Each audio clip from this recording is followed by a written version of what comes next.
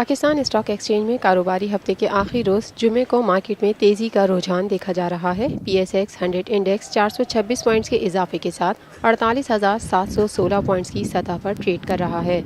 आज सुबह से ही मार्केट में तेज़ी देखी जा रही है।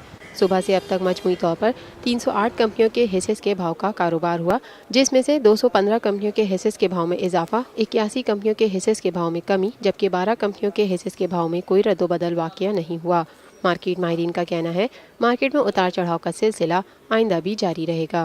पाकिस्तान हम सबका, हम सबका, हम सबका पाकिस्तान, हम सबका, हम सबका, हम सबका पाकिस्तान, हम सबका, हम सबका, हम सबका पाकिस्तान, हम सबका, आप सबका पाकिस्तान, सबका पाकिस्तान।